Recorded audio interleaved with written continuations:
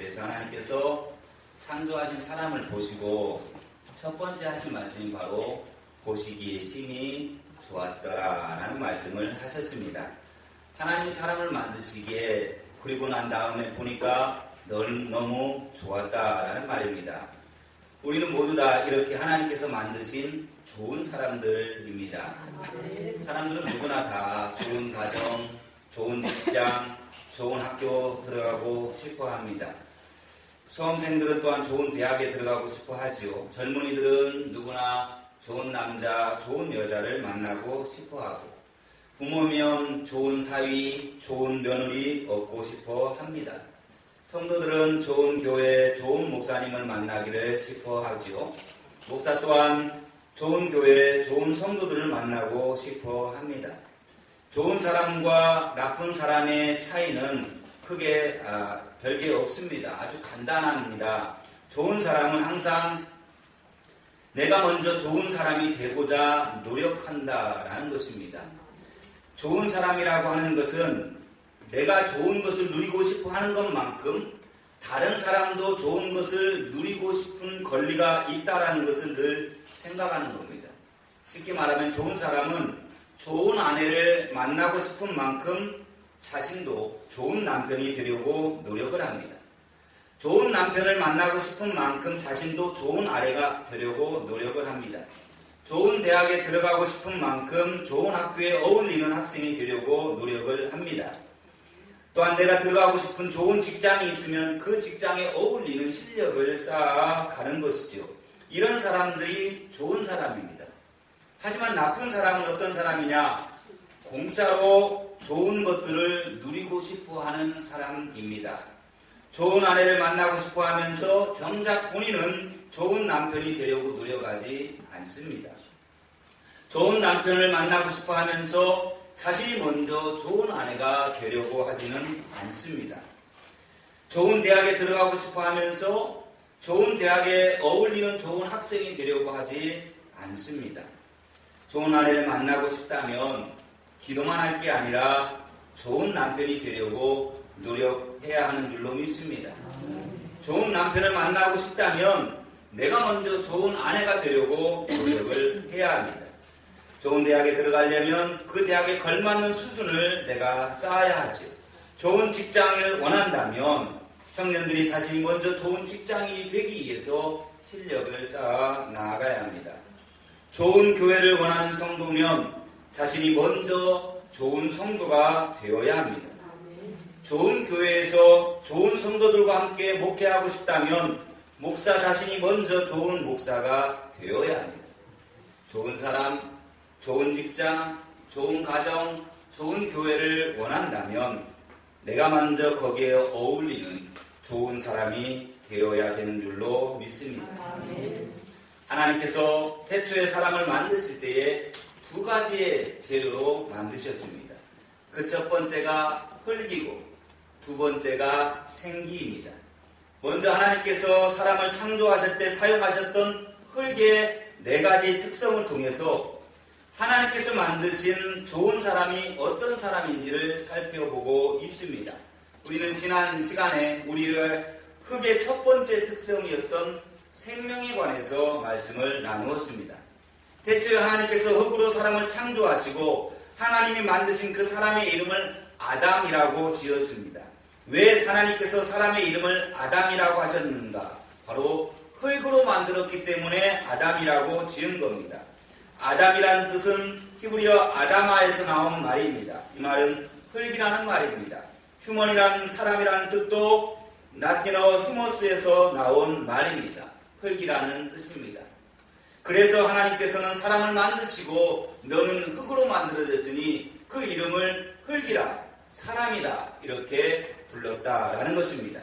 사람은 흙으로 만들어졌기 때문에 본능적으로 흙과 가까이 하고 싶어 합니다. 그래서 사람이 나이가 들고 들어가면 자꾸 흙으로 돌아가고 싶고 흙을 만지면서 살아가고 싶은 것과 당연한 거죠.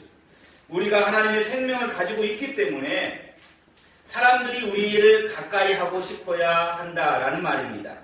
우리 안에 하나님의 생명이 충만하다면 사람들이 우리를 가까이 하고 또 가까이 오려고 사람들이 본능적으로 흙을 가까이 하고 싶어하는 마음이 있는 것처럼 사람들은 생명으로 충만한 믿음의 사람들에게 가까이 하고 싶어 할 것입니다.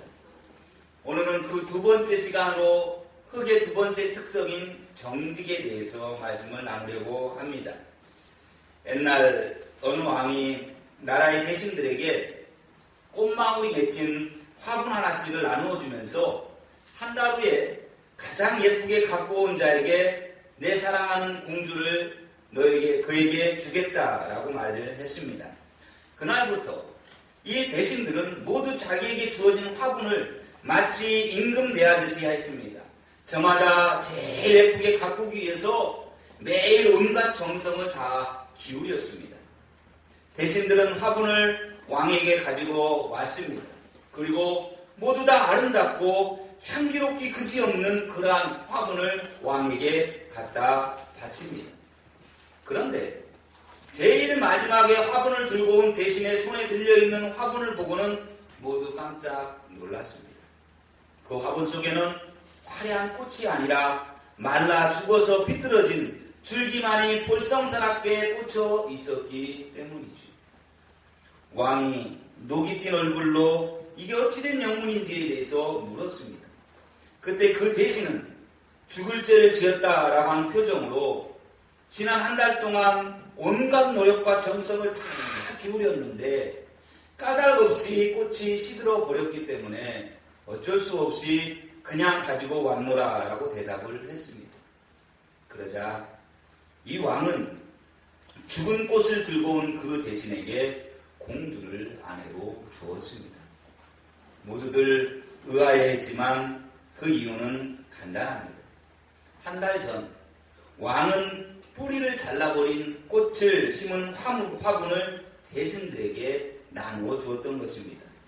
그러면서 누가 정말 정직하고 누가 정말 내가 곁에 두어야 할 사람인가를 가려내기 위하여서 그와 같은 방법을 썼던 것이죠.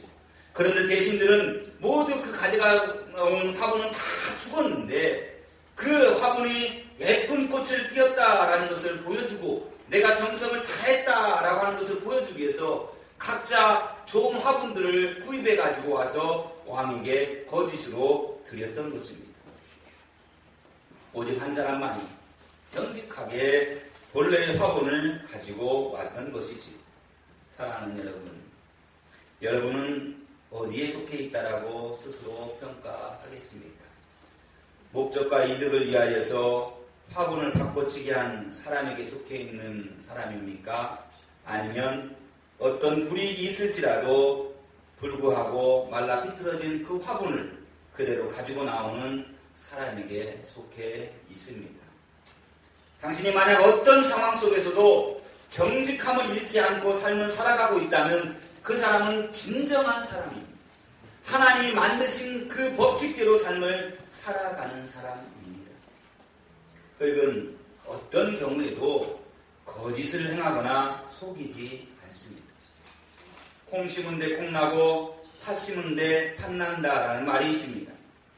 콩을 심은 데에서는 반드시 콩을 내어주고 팥을 심은 자에게는 언제나 팥으로 돌려줍니다. 대통령이 사과를 좋아한다고 해서 청와대에 심겨진 감나무가 사과를 맺지는 않습니다. 흙은 변함없이 정직하기 때문입니다. 하나님께서 이처럼 정직한 흙으로 사람을 지으셨다라는 말씀은 사람이란 마땅히 정직한 삶을 살아야 한다라는 것을 의미하는 것입니다. 흙은 정직하다라는 사실을 가장 잘 알고 있는 사람들이 누구일까요? 날마다 흙을 가까이 하는 농부들입니다. 농사 짓는 사람들이 자신 있게 하는 말이 이것입니다. 흙은 절대로 거짓말을 하지 않는다라는 말입니다. 사람은 자기 이익 때문에 남을 속이기도 하고 거짓말도 하면서 삶을 살아가지만 흙은 절대로 거짓말하지 않습니다. 흙은 정직합니다. 흙이 정직하기 때문에 심은 대로 거두는 법칙이 성사되는 것입니다. 젊은이들은 도시로 다 떠나고 농촌에는 노인들만 남아 있습니다. 왜 노인들은 농촌을 떠나지 못하는 것일까요? 노인들이 평생 흙을 만지면서 한 가지 변치 않는 사실을 깨달았기 때문 아닐까요? 노인들이 평생 흙을 만지면서 깨달은 것은 흙은 사람을 절대로 배신하지 않는다라는 것입니다. 배 아파 낳은 자식도 종종 부모를 배신하고 부모를 속이지만 흙은 정직하다는 것을 알기 때문에 농촌을 지키고 있는 거 아닐까요? 하나님께서 사람을 흙으로 만드셨습니다. 그 흙의 두 번째 특성이 바로 정직입니다. 우리는 모두 흙으로 빚어진 사람들입니다. 우리가 흙으로 창조되었기 때문에 정직하게 살아야 할 책임과 의무가 있는 것입니다. 정직한 사람이 하나님 보시기에 좋은 사람입니다. 정직한 사람들은 사람들이 보기에도 좋은 사람들입니다. 우리는 과연 어떤 사람입니까? 우리는 정직한 사람입니까? 아니면 거짓된 인생을 살아가는 사람들입니까? 내가 정말로 진실하게 삶을 살아가고 있습니까? 정직한 나의 모습을 100점으로 환산한다면 과연 몇 점이나 얻을 수 있을까요? 우리는 우리의 아내와 남편, 사랑하는 자녀와 부모님을 속이고 살아가고 있지는 않습니까? 우리는 자기 자신을 속이면서 살고 있지는 않습니까? 우리는 매일 함께 일하는 직장 동료들에게 얼마나 정직하게 삶을 살아갑니까? 우리는 매주일 함께 나와서 예배드리는 성도들에게 얼마나 정직하십니까? 우리의 비즈니스, 우리의 거래는 정직을 바탕으로 하고 있습니까? 한국 땅에서 사업을 하려면 어쩔 수 없이 거짓말을 할 수밖에 없다라고 하는데 정말 그게 사실입니까? 거짓말 안 하고 장사하면 남는 게 없다라고 말하는데 그 말이 정말 맞습니까? 정직한 사람은 바보고 정직한 사람은 융통성이 없는 사람이라고 말하고 있는 이 세상에서 우리는 살아가고 있습니다. 정직하면 손해본다고 말하는 이 세상 속에서 우리는 살아가고 있습니다. 적당히 하는 거짓말이 인간관계에 도움이 된다라고 말하고 있는 세상에서 우리는 살고 있습니다. 그러나 여러분, 정말 이 말에 동의하십니까? 정말 이렇게 삶을 살아야 맞는 것일까요? 정치에서 거짓말은 이제 아무 자연스러운 대화 기법이 되어버렸습니다. 기업의 이익을 위해서 기업 윤리가 바닥에 내팽개친 지가 이미 오래되었습니다. 돈 좀 더 벌어보려고 사람 입에 들어가는 음식도 속여서 파는 세상이 되어버렸습니다. 몇 푼 안 되는 돈에 눈이 멀어서 부모 형제도 몰라보는 세상이 되어버렸습니다. 세상에 믿을 사람 하나도 없더라고 공공연하게 말하는 세상이 되어버렸습니다. 여러분이 어렸을 때 학교에서 스승의 그림자도 밟지 말아야 한다라고 배웠습니다. 예전에 스승의 존재감이란 참 컸습니다. 하지만 요즘은 그런 선생님을 만나는 게 큰 기도 제목이 되어버렸습니다. 내 자식이 그런 선생님 만날 수 있게 해달라고 기도하는 기도 제목이 되어버렸습니다.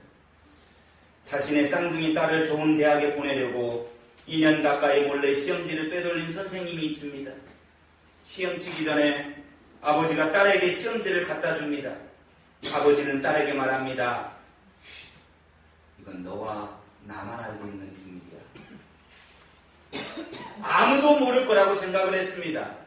딸은 아빠가 부정한 방법으로 가져다 준 시험지인 것을 알면서도 받아서 공부하고 시험을 쳤습니다. 당연히 딸은 시험을 잘 쳤고 전교 1등이 되었습니다.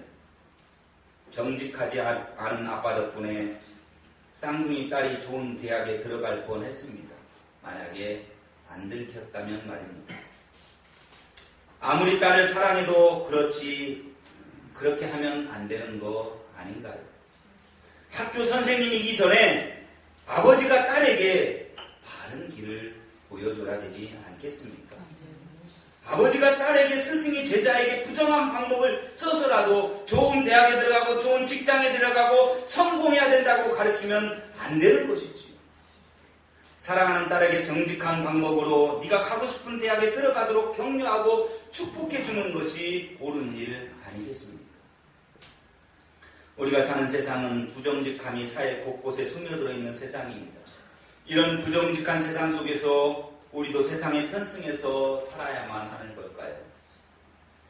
세상이 그렇게 하니까 하나님과 양심을 속여가면서 거짓되게 삶을 살아야 맞는 걸까요? 아니면 세상의 수단 방법을 가리지 않고 자신의 이익을 추구한다 할지라도 우리는 하나님의 사람이기 때문에 정직하게 삶을 살아야만 하는 것일까요? 정직은 도덕적이고 윤리적인 어떤 기준이 높은 사람들의 삶의 스타일이 아닙니다. 정직은 시쳇말로 가방 퉁긴 사람들, 많이 배운 지식인들의 고상한 삶의 태도도 아닙니다. 정직은 흙으로 빚어진 모든 사람들의 삶입니다. 아멘. 하나님의 사람이라면 누구나 정직해야 할 이유가 충분히 있습니다. 하나님께서 태초에 사람을 만드실 때 정직하게 창조하셨기 때문입니다. 정직에 관한 중요한 하나님의 말씀 몇 구절을 찾아보겠습니다. 첫 번째입니다. 같이 한번 읽어볼까요? 하나님은 정직하신 분이십니다. 이사야 26장 7절 말씀 같이 읽습니다. 의인의 길은 정직하며 정직하신 주께서 의인의 첩경을 평탄케 하시도다. 시편 25편 8절 여호와는 선하시고 정직하시니 그러므로 그 도로 죄인들을 교훈하시리로다. 민수기 23장입니다. 하나님은 사람이 아니시니 거짓말을 하지 않으시고 인생이 아니시니 후회가 없으시도다. 어찌 그 말씀하신 바를 행하지 아니하시며 하신 말씀을 실행하지 않으시리야. 두 번째 같이 읽습니다. 하나님의 말씀은 정직합니다. 여호와의 말씀은 정직하며 그 행사는 다 진실하시도다. 여호와의 율법은 완전하여 영혼을 소성시키며 여호와의 증거는 확실하여 우둔한 자를 지혜롭게 하며 여호와의 교훈은 정직하여 마음을 기쁘게 하고 여호와의 계명은 순결하여 눈을 밝게 하도다. 세 번째입니다. 같이 읽습니다. 하나님은 태초에 사람을 정직하게 만드셨습니다. 나의 깨달은 것이 오직 이것이라. 곧 하나님은 사람을 정직하게 지으셨으나 사람은 많은 꾀를 낸 것이니라. 네 번째 같이 읽습니다. 정직한 자가 복을 받습니다. 여호와 하나님은 해요 방패이시라. 여호와께서 은혜와 영화를 주시며 정직하게 행하는 자에게 좋은 것을 아끼지 아니하실 것임이니이다.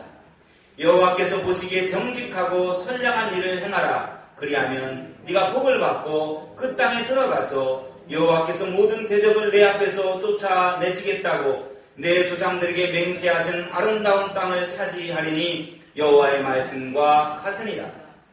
그는 정직한 자를 위하여 완전한 지혜를 예비하시며 행실이 온전한 자에게 방패가 되시나니 대저 그는 정의의 길을 보호하시며 그의 성도들의 길을 보존하려 하신 일이라. 아멘.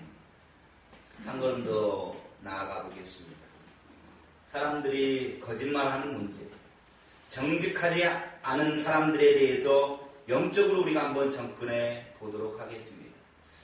아주 중요한 사실 하나가 있습니다. 바로 사탄과 마귀는 거짓말쟁이라는 것입니다. 사탄과 마귀는 거짓의 아비입니다. 사탄과 마귀가 거짓말장이고 거짓의 아비로 불리는 이유가 과연 무엇입니까? 그 속에 진리가 없기 때문에 그렇습니다. 그 속에 진리가 없기 때문에 사탄과 마귀는 입만 열면 거짓말을 하는 것입니다. 그래서 우리는 사탄에 속으면 안 되는 것입니다. 사탄이 처음 한 거짓말이 무엇입니까? 선악과를 먹으면 죽지 않고 하나님같이 된다라는 것이 첫 번째 한 거짓말 아닙니까? 사탄이 하와를 유혹하면서 했던 첫 번째 거짓말이 선악과 그거 먹어도 괜찮아. 죽지 않아. 죽는 거 한번 봐봐. 절대로 죽지 않아. 두 번째 한 거짓말이 야, 죽는 것이 아니라 너희 눈이 밝아져서 하나님같이 될 거야. 니네가 하나님이 되는 거야. 창세기 3장 1절부터 5절에 그렇게 말합니다. 그런데 뱀은 여호와의 하나님 지으신 들짐승 중에 가장 간교하니라. 뱀이 여자에게 물어 이르되 하나님이 참으로 너희에게 동산 모든 나무의 열매를 먹지 말라 하시더냐. 여자가 뱀에게 말하되 동산 나무의 열매를 우리가 먹을 수 있으나 동산 중앙에 있는 나무의 열매는 하나님 말씀에 너희는 먹지도 말고 만지지도 말라. 너희가 죽을까 하노라 하셨느니라. 뱀이 여자에게 이르되 너희가 결코 죽지 아니하리라. 너희가 그것을 먹는 날에는 너희 눈이 밝아져 하나님같이 되어 선악을 알 줄 하나님이 아심이니라. 여러분, 그런데 이 창세기 3장 1절부터 5절 말씀에서 보면 사탄만 거짓말을 한 것이 아니다라는 것입니다. 하와도 사탄에게 거짓말을 하고 있어요. 하나님은 선악과를 먹으면 반드시 죽을 거라고 말씀을 하셨는데 하와는 죽을지도 모른다라는 거짓말을 하고 있습니다. 하나님께서 하신 말씀과 하와의 말을 한번 비교해 보도록 하겠습니다. 창세기 2장 16절과 17절은 하나님이 하신 말씀입니다. 동산 각종 나무의 열매는 네가 입으로 먹되 선악을 알게 하는 나무의 열매는 먹지 말라. 네가 먹는 날에는 반드시 죽으리라. 하와의 거짓말은 창세기 3장 3절에서 나옵니다. 동산 중앙에 있는 나무의 열매는 하나님의 말씀에 너희는 먹지도 말고 만지지도 말라. 너희가 죽을까 하노라 하셨느니라. 반드시 죽는다라고 말씀하셨는데 죽을까 하노라, 죽을 수도 있고 안 죽을 수도 있다라고 변형해서 거짓말을 합니다. 먹지 말라라고 말했는데 먹지도 말고 만지지도 말라라고 하며 하나님의 말씀을 더합니다. 이와 같이 하와도 거짓말을 합니다. 거짓말쟁이, 거짓의 아비인 사탄과 마귀가 나중에 어떻게 되었는지 아십니까? 심판의 날에 불과 유황으로 타는 못에 던져지게 될 것이다 라고 말합니다. 이것을 둘째 사망이라고 말하고 영원한 지옥이라고 말씀합니다. 요한복음 21장에는 새하늘과 새 땅에 대한 예언인데 마지막 날 하나님의 자녀들이 구원을 받을 때에 지옥에 들어갈 자들에 대해서 말씀하고 있습니다. 요한계시록 21장 8절 말씀입니다. 앞에 화면을 보시고 우리 함께 읽도록 합니다. 그러나 두려워하는 자들과 믿지 아니하는 자들과 흉악한 자들과 살인자들과 행음자들과 술객들과 우상 숭배자들과 모든 거짓말을 하는 자들은 불과 유황으로 타는 못에 참여하리니 이것이 둘째 사망이라. 여기에서 거짓말하는 자라고 분명히 말씀합니다. 자신의 얼굴에 하도 자신이 없어서 자살하려고 가슴에 칼을 품고 다니던 청년이 있었습니다. 그는 자신이 세상에서 가장 못생겼다라고 생각을 했습니다. 거울을 볼 때마다 자신의 얼굴 때문에 깜짝깜짝 놀랐습니다. 더 이상 살아갈 이유가 없다라고 생각했습니다. 어느 날 지나가는 사람들의 얼굴을 관찰하기 시작을 합니다. 정말 내가 세상에서 제일 못생겼는지 한번 확인해보고 싶었던 것이지요. 사람들이 많은 식당에 들어가서 앉아 있습니다. 그 식당에서 식사하는 사람들의 얼굴을 쭉 관찰하는데 정말 못생긴 사람들이 없고 다 잘생겨 보이는 겁니다. 자기보다 못생긴 사람이 하나도 없는 것처럼 보이는 거예요. 그런데 우연치 않게 이제는 나는 내 인생 끝내야 되겠다라고 생각하면서 자리를 박차고 일어나려고 하는데 문 앞으로 정말 못생긴 사람 하나가 걸어 들어오는 것입니다. 깜짝 놀랐습니다. 세상에 저렇게 못난 사람도 있을까? 자기보다 훨씬 더 못생긴 사람이 보였던 것입니다. 그는 그 아저씨의 얼굴을 한참 동안 쳐다보았습니다. 그리고는 나는 저 사람보다는 잘생겼네 라는 생각을 가지고 한 줄기의 마음에 소망을 품습니다. 그리고 자신의 얼굴에 대한 자신감을 갖게 된 이 젊은 친구는 그동안 자살하려고 가슴에 품고 다니는 칼을 품에서 꺼냈습니다. 그리고는 이 젊은이는 자기보다도 훨씬 못생긴 그 아저씨가 앉아있는 그 자리, 식사하고 있는 그 식탁에다가 그 칼을 살짝 갖다 놓고 가버렸습니다. 이 얼굴이 못생긴 아저씨는 얼마나 황당했겠습니까?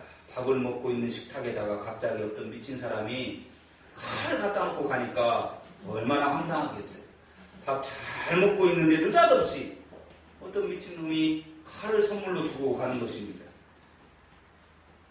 그런데 여러분, 이 자신이 못생겼다라고 느끼며 칼을 품고 다니던 이 젊은이가 누구인 줄 아십니까? 그가 바로 미국의 흑인 노예를 해방시킨 미국의 제16대 대통령이 되어진 아브라함 링컨입니다. 하도 못생겨서 사람들은 링컨을 놓고 대놓고 고릴라라고 불렀습니다. 사실 링컨은 정말 못생겼습니다. 못생긴 건 맞지만 링컨에게는 모두가 부러워야 하는 탁월한 면이 하나 있었습니다. 그게 바로 정직이었습니다. 그래서 사람들은 링컨을 고릴라라고 하지 아니하고 정직한 사람으로 기억을 합니다. 링컨이 10대 시절에 어떤 가게의 점원으로 일을 했습니다.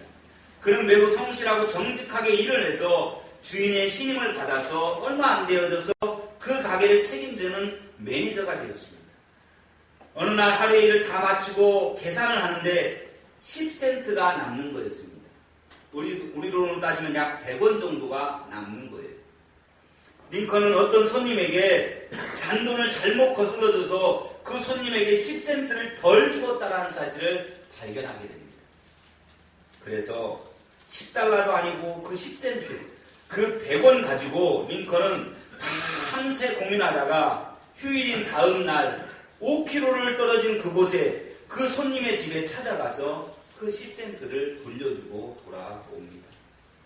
주변 사람들은 그의 그런 모습을 보면서 정직하다라고 칭찬을 해주었습니다. 그런데 칭찬을 받으면서도 아브라함 링컨은 기뻐하지 않습니다. 그리고 도리어 그가 이렇게 말합니다. 내가 왜 칭찬을 받아야 하는지 모르겠습니다. 그가 받아야 할 것을 내가 돌려주었을 뿐입니다. 저는 당연히 해야 할 일을 한 것 때문에 칭찬받는 사람이 되어서는 안 됩니다. 저는 그 이상을 해서 칭찬받는 사람이 될 것입니다. 그것을 위해서 기도해 주십시오. 당신이 해야 할 일 말고 당신이 해야 할 일 그 이상의 일, 그것 때문에 축복받는 사람이 될 수 있도록 기도해 주십시오.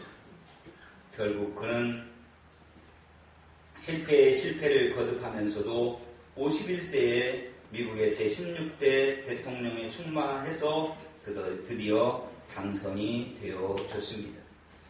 미국에서 가장 존경받는 대통령이 되었습니다. 우리는 실패를 거듭하면 기가 죽습니다. 실패가 이어지면 쉽게 포기를 합니다. 실패를 두려워하기 때문에 그렇습니다. 그러나 링컨은 쉽게 포기하지 않았습니다. 링컨은 거듭되는 실패에서 정면으로 맞섰습니다. 그의 실패의 가시밭길을 지날 때마다 그는 꿈을 더 높게 가졌습니다. 좌절의 언덕을 넘을 때마다 더 높은 목표에 도전을 했습니다. 그는 실패를 모르는 사람이었습니다. 링컨이 실패를 거듭하면서도 언제나 자기 일에 최선을 다했던 것은 이유가 있습니다. 바로 그가 평소에 정직하게 삶을 살았기 때문에 그렇습니다. 링컨은 정직한 자에게 좋은 것을 아끼지 아니하신다는 하나님의 말씀을 신뢰했습니다. 오늘 본문 84편, 10편 84편 11절에서 여호와 하나님은 해요 방패이시라. 여호와께서 은혜와 영화를 주시며 정직하게 행하는 자에게 좋은 것을 아끼지 아니하실 것임이니이다 라고 말씀합니다. 링컨은 이 말씀을 붙들고 살며 살았습니다. 정직하게 살면 하나님은 반드시 좋은 것을 아끼지 않고 부어주실 거라고 하는 이 말씀을 신뢰해서 그는 실패 속에서도 정직을 잃지 않고 살아갔습니다. 사랑하는 여러분, 도시에 살던 어떤 사람이 희뿌연 하늘과 끊임없는 자동차 소음에 진력이 났어요. 그래서 아파트를 팔고 시골에 농장이 딸린 아름다운 집을 한 채 샀습니다. 그는 매일 아침 농촌의 상쾌한 공기를 가슴 깊이 들이마시며 그래, 이것이 사는 거야 라고 하면서 만족해했습니다. 그러던 어느 날 누군가가 그의 집 문을 두드렸습니다. 그는 조금 떨어져 있기는 했지만 그래도 가장 가까이 사는 이웃 농부였습니다. 안녕하십니까, 이사 왔다는 소식을 듣고 인사차 들렀습니다 하면서 어깨에 짊어매고 온 낡아빠진 부대자루 하나를 쿵 하고 내려놓습니다.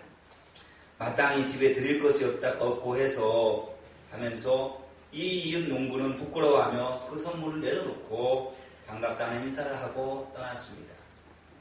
이웃 농부가 떠난 후에 그 선물 보따리를 열어보니까 그 속에는 깡마른 옥수수와 밀이 가득 들어있었습니다. 그리고 밀, 이건 선물이 아니다라고 생각을 했습니다. 그래서 이웃이 가지고 온 그것을 차마 버릴 수는 없으니까 아침마다 닭과 가축의 사료로 나누어 주었습니다. 수개월이 지난 어느 가을날 이 도시인은 이웃 농부의 집을 방문하게 됩니다. 그 앞에서 생전 보지 못했던 아름다운 그림 같은 풍경들이 펼쳐져 있습니다. 온 땅에는 누런 밀이 자라서 바람을 따라 이리저리 흔들리고 있습니다. 마치 황급빛 바다를 보는 것만 같았습니다. 그리고 그 옆에는 키만큼 자란 옥수수 줄기에 팔뚝만한 옥수수가 주렁주렁 달려 있는 것입니다. 너무나 부러웠습니다. 그래서 일을 하고 있는 농부 옆에 가서 말합니다. 정말 좋네요. 너무 좋네요. 저도 저렇게 황금 물결 같은 농장을 가지면 얼마나 좋을까요? 제 농장에는 지금 잡초밖에 없거든요. 이 말을 들은 농부가 참으로 의아한 눈빛으로 그 도시 사람을 바라보며 물었습니다. 아니, 잡초라니요. 제가 지난번 드렸던 그 종자는 다 어떻게 하고요? 네? 종자라고요? 그것이 종자였습니까? 나는 사료인 줄 알고 닭 모이로 주었는데. 너무 어이없다는 이 말을 들은 농부가 아니 그게 사료인 줄 알고 닭 모이로 줬단 말입니까? 내가 농사 지으면서 가장 좋은 종자만을 골라서 그래도 당신에게 선물로 드린 것인데 도시에서 이사 오셨다라고 해서 농사 준비가 안 되었을 거라고 생각을 해서 정성을 다해서 드린 것인데 말입니다. 경원쩍어 하는 도시인에게 농부가 한마디 더 합니다. 선생님, 농부가 되기 위해서는 한 가지 꼭 알아야 할 것이 있습니다. 그것은 거두기 위해서는 심어야 한다라는 것입니다. 사랑하는 여러분, 땅은 정직합니다. 그러나 흙에 아무것도 심지 않으면 잡초만 무성합니다. 우리는 흙으로 지음받은 존재들입니다. 정직을 심어야 정직한 자의 복을 받습니다. 정직을 심어서 하나님이 약속하신 것처럼 좋은 것을 거두는 복된 인생들이 되기를 주님의 이름으로 축원합니다.